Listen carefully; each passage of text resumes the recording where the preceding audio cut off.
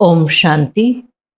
29/4/2026 சாக்கார முரளி.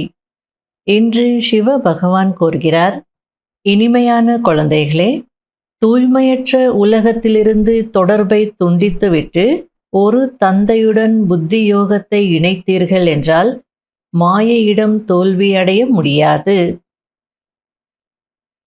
கேள்வி: சக்திசாலியான தந்தை கூடவே இருந்த போதிலும் இந்த யஜ்யத்தில் ஏன் தடைகள் ஏற்படுகிறது? அதற்கான காரணம் என்ன? பதில்: இந்த தடைகள் நாடகத்தின் அனுசாரம் அவசியம் வரவேண்டி இருக்கிறது. ஏனென்றால் எப்பொழுது இந்த யஜ்யத்தில் அசுரர்களின் தடைகள் ஏற்படுகிறதோ அப்பொழுதுதான் பாவக்குடம் நிரம்பும். இதில் தந்தை எதுவுமே செய்ய முடியாது. இதுவும் நாடகத்தில் நிச்சயிக்கப்பட்டிருக்கிறது. தடைகள் ஏற்படத்தான் செய்யும். ஆனால் தடைகளை பார்த்து நீங்கள் பயப்படக்கூடாது. முரளியின் பாடல்: யார் தாய், யார் தந்தை? ஓம் சாந்தி. குழந்தைகள், எல்லையற்ற தந்தையின் கட்டளையை கேட்டீர்கள். இந்த உலகாய தாய் தந்தையிடமிருந்து புத்தியோகத்தை நீக்கிவிடுங்கள். இந்த உலகத்தில் சம்பந்தம் வைக்காதீர்கள். ஏனென்றால் இது கலியுகத்தின் சீச்சி உறவுகள். என்னுடைய தாய், என்னுடைய தந்தை அப்படின்னு சொல்றோமே, யாரு தாய், யாரு தந்தை? இந்த ஜென்மத்துல அவங்க எனக்கு தாய், போன ஜென்மத்துல அவங்க யாரா இருந்தாங்க, நான் என்னவாக இருந்தேன் அவங்களுக்கு. இதெல்லாம் யார் புரிஞ்சுக்கிறாங்களோ அவங்களுக்கு ஒரு விஷயம் நல்லாவே புரியும். எனக்கு உண்மையான தாய் யாரு, உண்மையான தந்தை யாரு? அப்போ உலகாய தாய் தந்தை உலகத்துல இருக்கிறாங்கன்னா அவங்க எல்லாம் யாரு? தாய் என்கிற கதாபாத்திரத்துல, தந்தை என்கிற கதாபாத்திரத்துல இந்த எல்லையற்ற நாடகத்துல நட்டு இருக்கக்கூடியவர்கள். ஆகையால பாபா இந்த உலகாய தாய் தந்தையிடம் இருந்து புத்தியோகத்தை நீக்கிடுங்க அப்படின்றார். இந்த தூய்மையற்ற உலகத்திலிருந்து புத்தியோகத்தை அகற்றி என் ஒருவரிடம் இணைத்து விடுங்கள். மேலும் புது உலகத்துடன் இணைத்து விடுங்கள். ஏனென்றால் நீங்கள் என்னிடம் வர வேண்டும். தொடர்பு இணைக்க வேண்டிய விஷயம்தான், வேறெதுவும் இல்லை. அதாவது நீக்கிடுங்க, துண்டித்து விடுங்கன்னு அவங்கள விட்டுடுங்கன்னு சொல்லல, அங்கேதான் இருக்கணும். ஆனால் இது புத்தி யோகத்தினுடைய விஷயம். புத்தியின் தொடர்பு பாபா கிட்ட இருக்கணும், அவ்வளோதான் அப்படின்றார். வேறு எந்த கஷ்டமும் இல்லை. யாருக்கு தந்தையினுடைய கட்டளை கிடைக்கிறதோ அவர்கள் தொடர்பை இணைப்பார்கள். சத்யுகத்தில் முதல் சம்பந்தம் மிக நன்றாக இருக்கும், சதோ பிரதானமாக இருக்கும். பிறகு மறுபிறவி எடுத்து எடுத்து கீழே இறங்கிவிட்டீர்கள். பிறகு சுகத்தின் சம்பந்தம் கொஞ்சம் கொஞ்சமாக குறைந்து விட்டது. இப்பொழுது இந்த பழைய உலகத்தின் சம்பந்தத்தை முழுமையாக நீக்கிவிட வேண்டும். என்னுடன் சம்பந்தம் வையுங்கள் என்று தந்தை கூறுகிறார். ஸ்ரீமத் படி நடக்க வேண்டும். இதுதான் எல்லையற்ற தந்தையின் கட்டளை. எந்த தந்தையை பரம்பிதா என்று கூறுகிறார்களோ அவரும் நாடகத்தின் அனுசாரம் இப்பொழுது சேவை செய்கிறார் என்பது குழந்தைகளுக்கு தெரியும்.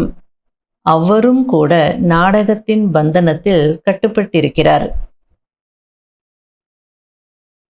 ருத்ர ஞான வேள்வி படைக்கப்பட்டது என்று எழுதப்பட்டிருக்கிறது. அதில் அசுரர்கள் தடைகளை ஏற்படுத்தினார்கள் என்றும் சொல்லப்பட்டிருக்கிறது. இந்த ருத்ர ஞான யஜ்யத்தில் தடைகள் வரதான் செய்யும் என்று பகவான் சுயம் அவரே கூறுகிறார். இது நாடகத்தில் பதிவாகி இருக்கிறது. பகவான் கூடவே இருக்கிறார், அனைத்து தடைகளையும் நீக்கிவிடுவார் என்று அப்படி சொல்லிவிட முடியாது. இதில் தந்தை என்ன செய்ய முடியும்? நாடகத்தில் இது நடக்கத்தான் வேண்டும். இவர்களெல்லாம் தடைகளை ஏற்படுத்த வேண்டும். அப்போதுதானே பாவக்குடம் நிரம்பும்.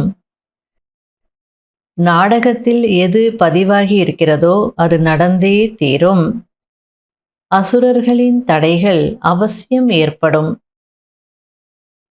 அதாவது எந்த கான்டெக்ஸ்ட்ல பாபா சொல்லிட்டு இருக்கிறார் அப்படின்னா, பாபா ருத்ர ஞான யஜ்யத்தை படைச்சிருக்கிறார். அதுல எவ்வளோ தடைகள் வந்தது, வந்துகிட்டும் இருக்கு. அப்போ பகவான் கூடவே இருக்கிறார், சர்வசக்திவான் பாபா கூடவே இருக்கிறார். ஆனாலும் மனிதர்கள் தடைகளை ஏற்படுத்திட்டே இருக்காங்களே அப்படின்னு ஒரு சங்கல்பம் வருது. அதுக்கு பாபா சொல்லிட்டு இருக்கிறார், இதுல நான் ஒன்றும் செய்ய முடியாது. இது உண்மைதான், நான் தான் யஜ்யத்தை படைச்சிருக்கிறேன், நான் உங்க கூடவும் இருக்கிறேன். ஆனாலும் தடைகள் வரும், தடைகள் வரணும். அப்போதான் அவங்களுடைய பாவக்குடம் நிரம்பும். மகாபாரதத்துல சிசுபாலன் கிருஷ்ணரை திட்டிகிட்டே இருப்பா. கிருஷ்ணரும் சும்மாவே இருப்பார். 100 முறை நிந்தனை செய்வா. அதுக்கப்புறம் அந்த சக்கரத்தை விடுவார். அப்போ மற்றவங்க கேட்பாங்க, இது முன்னாடியே விட்டுருக்கலாமேன். அதற்கு கிருஷ்ணர் சொன்ன பதில் என்ன அப்படின்னா, சிசுபாலனுடைய பாவக்குடம் நிரம்பணும், அப்போதான் நான் செய்ய முடியும். அதுபோல அவங்களுடைய பாவக்குடம் நிரம்பணும். அதுக்கப்புறம்தான் இந்த உலகாளியும், அப்புறம்தான் சத்தியுகம் வரும். விநாச காலத்துல வேற என்ன செய்வாங்க? விபரீத புத்தியோடு தடைகளை ஏற்படுத்ததான் செய்வாங்க. அடுத்தது பாபா, இப்படியும் சில நல்ல குழந்தைகளும் இருக்கிறார்கள். அதாவது அவர்களுக்கு நிச்சயம் ஏற்பட்ட உடனே உறுதிமொழி எடுக்கிறார்கள். ஆனால் மாயை பயில்வான் அல்லவா? மனதில் ஏதாவது புயலை ஏற்படுத்துகிறது. கர்மத்தில் வராமல் இருக்க முயற்சி செய்ய வேண்டும். அனைவரும் முயற்சி செய்து கொண்டிருக்கிறீர்கள், இன்னும் கர்மாதீத நிலை அடையவில்லை. ஏதாவது தவறுகள் கர்மேந்திரியங்கள் மூலம் நடந்து விடுகிறது. கர்மாதீத நிலை வரை சென்றடைவதில் இடையிடையே ஏதாவது தடைகள் ஏற்படும். முயற்சி செய்து செய்து கடைசியில்தான் கர்மாதீத நிலை ஏற்படும். பிறகு இந்த சரீரத்தில் இருக்க மாட்டீர்கள். எனவே நேரம் எடுத்துக்கொள்கிறது. ஏதாவது தடைகள் வந்து கொண்டேதான் இருக்கும். எங்கேயாவது மாயை தோல்வி அடைய வைத்து விடுகிறது. பாக்ஸிங் அல்லவா? நம்ம வீக்னஸ் எங்கேயோ அங்க அட்டாக் பண்ணும். பாபாவின் நினைவில் இருக்க விரும்புகிறார்கள், ஆனால் இருக்க முடிவதில்லை. அனைத்தும் முயற்சியின் ஆதாரத்தில்தான் இருக்கிறது. நான் எப்படியாவது தந்தையிடமிருந்து அவசியம் ஆஸ்தி அடைய வேண்டும் என்ற கவனம் வைக்க வேண்டும். மாயையும் ஒன்றும் குறைந்தது அல்ல, மிக லேசான ரூபத்திலும் கூட வருகிறது. பலசாலியின் முன்னால் மிக நன்றாகவே சண்டையிடுகிறது. இதுவரையிலும் எதையெல்லாம் படித்தீர்களோ அவை அனைத்தையும் மறந்து விடுங்கள் என்று பாபா கூறுகிறார். அதன் மூலம் யாரும் சத்கதி அடையவில்லை. ஏதோ சிறிது அல்பகால சுகம் கிடைத்தது. அது அல்பகால க்ஷணப்பொழுது சுகம். சத்யுகத்தில் துக்கத்தின் பெயர் அடையாளமே இருக்காது என்பது மனிதர்களுக்கு தெரியாது. அவர்கள் சத்யுகத்திலும் அது போன்ற விஷயங்களை எழுதிவிட்டார்கள். அங்கு கிருஷ்ணபுரியில் கம்சன் இருந்தான் என்றெல்லாம் எழுதிவிட்டார்கள். தந்தை வந்துதான் சத்திய கண்டத்தை ஸ்தாபனை செய்கிறார். சத்திய கண்டத்தில் எவ்வளவு சுகம் இருக்கிறது, பொய்யான கண்டத்தில் எவ்வளவு துக்கம் இருக்கிறது. இதுபோல் ஸ்ரீமத் படி நடப்பதின் மூலம் நீங்கள் உயர்ந்த பதவியை அடைய முடியும் என்று தந்தை கூறுகிறார். ஒருவேளை சகஜமாக நினைவு வரவில்லை, மாயை தொல்லை கொடுக்கிறது என்றால் இந்த சித்திரங்கள் உதவியாக இருக்கும். அதாவது நினைவு சகஜமாக வரல அப்படின்னு நினைச்சீங்கன்னா, உங்க வீட்லயோ உங்க ரூம்லயோ திரிமூர்த்தி படத்தை வச்சுக்கோங்க, முன்னாடி வைங்க. அப்போ எழுந்த உடனே அந்த படத்தை பார்க்கும்போது உங்களுக்கு பாபானுடைய ஞாபகம் வரும். ஆகையால இந்த சித்திரங்கள் உதவியாக இருக்கும் அப்படின்றார். அதை பார்க்கும்போது என்ன தோணும்? சிவபாபா நம்மை பிரம்மா மூலமாக விஷ்ணுபுரிக்கு எஜமானனாக்குகிறார். நாம் பாபா மூலமாக உலகத்தின் எஜமானராகிறோம். இந்த சிந்தனையில் இருந்தாலே நிறைய உதவி கிடைக்கும். பாபா, உங்களுடைய நினைவு அடிக்கடி மறந்து விடுகிறது என்று எந்த குழந்தைகள் சொல்கிறார்களோ அவர்களுக்கு பாபா சித்திரத்தை முன்னால் வைத்துக் கொள்ளுங்கள். அப்பொழுது பாபா மற்றும் ஆஸ்தியின் நினைவு வரும் என்று ஆலோசனை கூறுகிறார். ஆனால் இந்த பிரம்மாவை நினைக்க கூடாது. நிச்சயதார்த்தம் செய்கிறார்கள் என்றால் பிறகு இடைத்தரகரை யாராவது நினைவு செய்வார்களா என்ன? நீங்கள் தந்தையை நன்றாக நினைவு செய்தீர்கள் என்றால் அவரும் உங்களை நினைவு செய்வார். நினைவோடு நினைவு சேருகிறது. அதாவது நாம பாபாவை நினைக்கும் போது பாபாவும் நம்மளை நினைப்பார். அந்த நினைவோடு நினைவு சேரும் போது பாபாவிடமிருந்து சக்திகள் கிடைக்கும், அன்பு கிடைக்கும், தூய்மையாகவும் அனுபவங்கள் ஏற்படும். அதுக்கு தான் பாபா நினைவின் மூலம் நினைவு சேருகிறது அப்படின்றார். இப்போது நீங்கள் தேவதையாகிக் கொண்டிருக்கிறீர்கள். எனவே பிறருக்கும் வழி சொல்ல வேண்டும். இதுதான் உங்களுடைய தொழில். மற்ற அனைவரும் காட்டிற்கு அழைத்து செல்லக்கூடியவர்கள். நீங்கள் காட்டிலிருந்து விடுபடுத்தி தோட்டத்திற்கு அழைத்து செல்கிறீர்கள். சிவபாபா வந்து முள்ளிலிருந்து மலராக ஆக்குகிறார். நீங்களும் இந்த தொழிலை தான் செய்கிறீர்கள். நாம் தான் 84 பிறவிகள் எடுத்திருக்கிறோம். இப்பொழுது வீட்டிற்கு செல்ல வேண்டும். தமோ பிரதானத்திலிருந்து சதோ பிரதானமாக வேண்டும் என்று உங்கள் புத்தியில் இருக்கிறது. லட்சியம் மிகவும் உயர்ந்தது. யார் எப்படி டீச்சராக இருக்கிறார்களோ அப்படிதான் சேவை செய்கிறார்கள். புரிய வைப்பவர் எவ்வளவு புத்திசாலியாக இருக்கிறார்களோ அவ்வளவு நல்ல சேவை நடக்கும். அனைவருக்கும் ஒரே மாதிரியான டீச்சர் கிடைப்பதில்லை. கர்மங்களை செய்தாலும் தந்தையை நினைவு செய்யுங்கள் என்று தந்தை கூறுகிறார். புத்தியின் தொடர்பு அங்கே தொங்கிக் கொண்டிருந்தது என்றால் மிகுந்த நன்மை ஏற்படும். யார் செய்வார்களோ அவர்கள்தான் அடைவார்கள். நல்லது செய்தால் நல்லது கிடைக்கும். மாயையின் வழிப்படி அனைவரும் தீமை செய்து வருகிறார்கள். இப்பொழுது ஸ்ரீமத் கிடைத்திருக்கிறது. நல்லது செய்தீர்கள் என்றால் நன்மை ஏற்படும். நல்லது. இனிமையிலும் இனிமையான தேடி கண்டெடுக்கப்பட்ட செல்ல குழந்தைகளுக்கு மாத்பிதா பாப் தாதாவின் அன்பு நினைவுகள் மற்றும் குட் மார்னிங். ஆன்மீக குழந்தைகளுக்கு ஆன்மீக தந்தையின் நமஸ்காரம். கடைபிடிக்க வேண்டிய முக்கியமான சாராம்சம். முதல் பாயிண்ட், மாயையின் குத்து சண்டையில் ஒருபோதும் தோல்வியடைய கூடாது. இதில் கவனம் வைக்க வேண்டும். போன கல்பத்தின் நினைவின் மூலம் தன்னுடைய நிலையை உறுதியாக ஆக்க வேண்டும். அதாவது நான் போன கல்பத்தின் வெற்றியாளர் தானே, ஒவ்வொரு கல்பமும் எனக்கு தானே வெற்றி நிச்சயிக்கப்பட்டிருக்கு. இந்த நினைவின் மூலம் உங்களுடைய ஸ்திதியை உறுதியானதாக ஆக்குங்க அப்படின்றார்.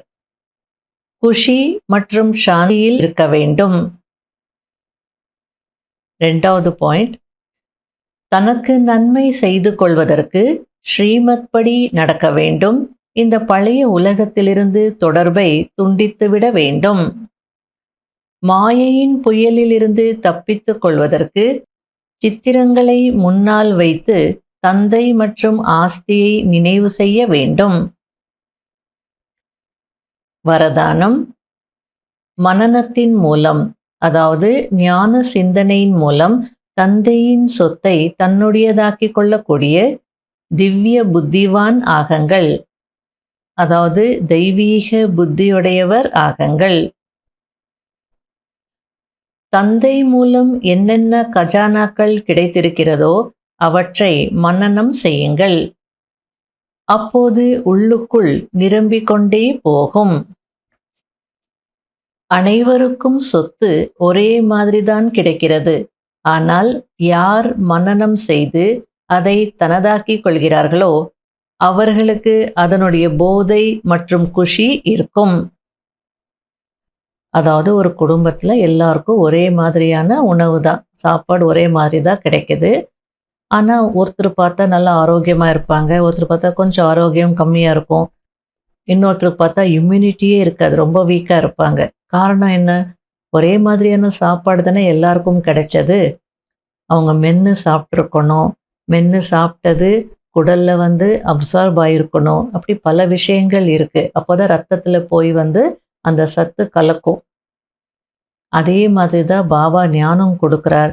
அது எவ்வளோ நம்ம ஆசை போடுறோமோ, மனனம் செய்கிறோமோ, சிந்தனை செய்கிறோமோ, சிந்தனை கடலை கடைகிறோமோ, அவ்வளவு நமக்குள்ள அந்த கஜானாக்கள் நிரம்பிக்கொண்டே போகும் அப்படின்றார்.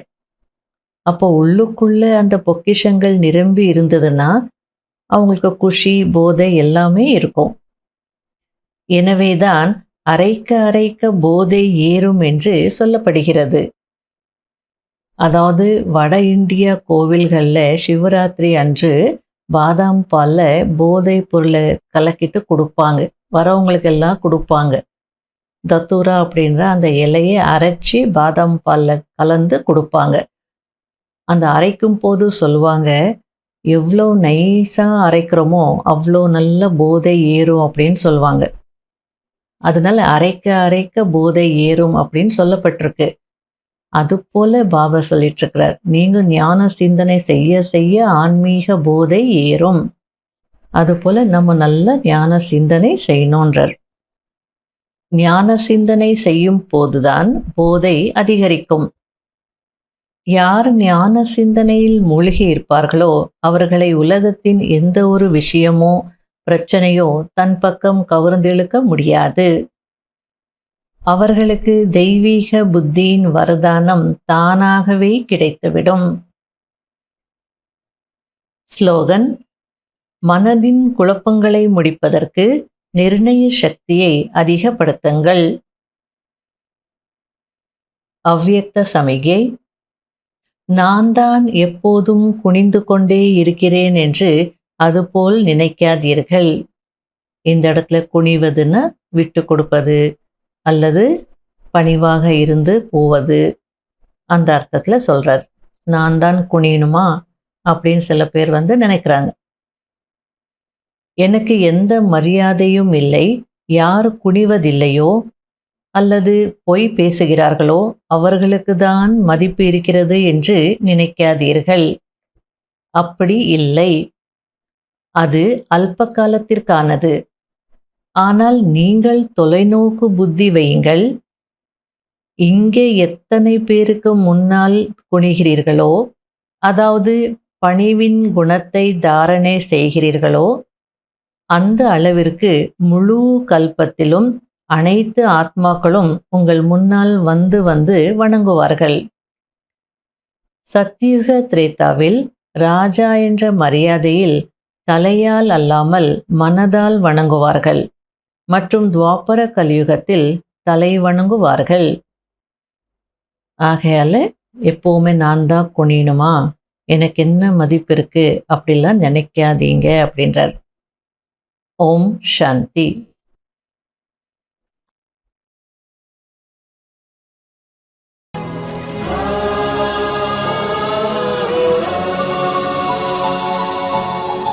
உயிரோ உருகுது உந்தன் நினைவில்தான், உயிரோ உருகுது உந்தன் நினைவில்தான், உயிரோ உருகுது உந்தன் நினைவில்தான். பாபா உன்னை நினைத்தாலே பிறவிகள் தோறும் செய்த பாவங்கள் நொடியினில் பஸ்மம் ஆகிறதே, நொடியினில் பஸ்மம் ஆகிறதே. ஆவோ உனக்கு சமம் ஆவோ. ஆவோ உனக்கு சமம் ஆவோ. உயிரோ உருகுது உந்தன் நினைவில்தான்.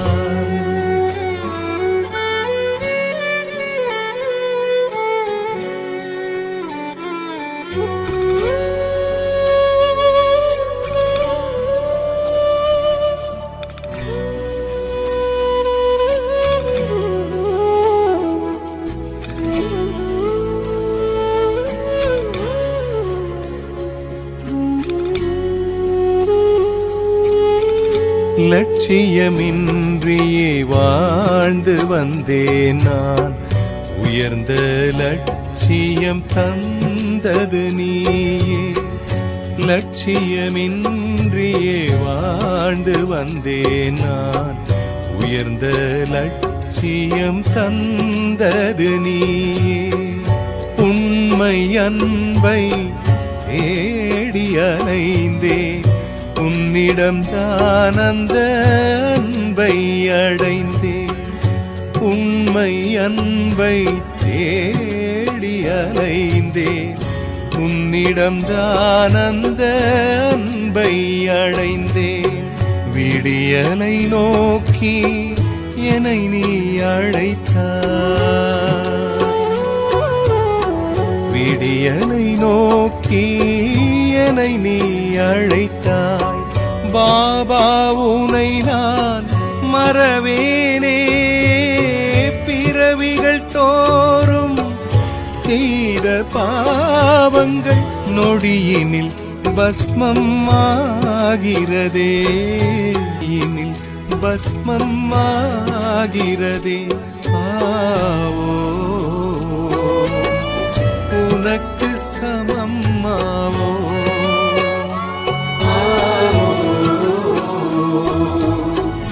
உனக்கு சமம் ஆவோ.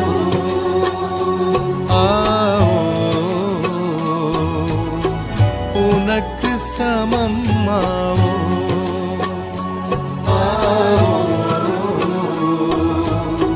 உனக்கு சமம் ஆவோ.